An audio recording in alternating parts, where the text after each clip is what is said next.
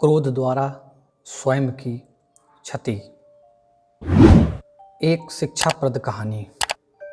सार्वभौम चक्रवर्ती सम्राट होते हुए भी महाराज अम्बरीश भौतिक सुखों से परे थे और शतोगुणों के प्रतीक माने जाते थे। एक दिन वे एकादशी का व्रत का पारण करने को थे कि महर्षि दुर्वासा अपने शिष्यों के सहित वहां पहुंच गए।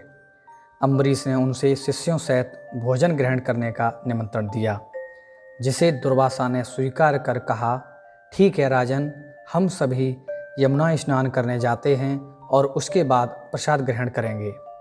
महर्षि को लौटने में विलंब हो गया और अम्बरीश के व्रत पारण की घड़ी आ पहुंची।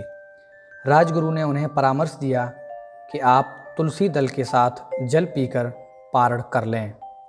इससे पारण विधि भी हो जाएगी और दुर्वासा को भोजन कराने से पूर्व ही पारण करने के पाप से भी बच जाएंगे। अम्बरीश ने जल ग्रहण कर लिया। दुर्वासा मुनि लौटे तो उन्होंने योग बल से राजन का पारण जान लिया और इसे अपना अपमान समझकर महर्षि ने क्रोधित होकर अपनी एक जटा नौची और अम्बरीश पर फेंक दी। वह कृत्या नामक राक्षसी बनकर राजन पर दौड़ी। भगवान विष्णु का सुदर्शन चक्र, जो राजा अम्बरीश की सुरक्षा के लिए वहां तैनात रहता था, दुर्वासा को मारने उनके पीछे दौड़ा। दुर्वासा ने इंद्र, ब्रह्मा और शिव की स्तुति कर उनकी शरण लेनी चाहिए, लेकिन सभी ने अपनी असमर्थता जताई। लाचार होकर वे शेषधारी विष्णु की शरण में गए, जिनका सुदर्शन चक्र अभी भी मुनि का पीछा कर रहा था। भगवान विष्णु ने यह कहकर व्यवस्था जताई कि मैं तो स्वयं भक्तों के वश में हूँ, तुम्हें भक्त अम्बरीश की ही शरण में जाना चाहिए, जिसे निर्दोष होते हुए भी तुमने क्रोधवश प्रताड़ित किया है। हार कर क्रोधी दुर्वासा को राजा अम्बरीश की शरण में जाना पड़ा। राजा ने उनका चरण स्पर्श किया और सुदर्शन चक्र लौट गया। तात्पर्य यह है कि क्रोध ऐसा तमोगुण है जिसका धारण करता दूसरे के सम्मान का अधिकारी नहीं रह जाता।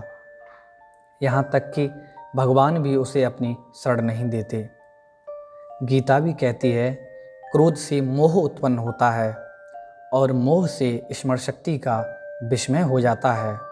जब स्मरण शक्ति भ्रमित हो जाती है तो बुद्धि का नाश होने पर मनुष्य अपनी स्थिति से गिर जाता है। इसलिए दोस्तों, इस कहानी से हमें क्या शिक्षा मिलती है? हमें अकारण ही क्रोध नहीं करना चाहिए। दोस्तों, अगर कहानी अच्छी लगी हो तो चैनल को लाइक, शेयर, सब्सक्राइब करना ना भूलें, क्योंकि दोस्तों मैं गवर्नमेंट एम्प्लॉय हूँ, बहुत ही मुश्किल से समय निकाल पाता हूँ।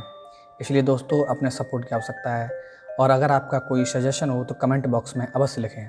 धन्यवाद। जय हिंद।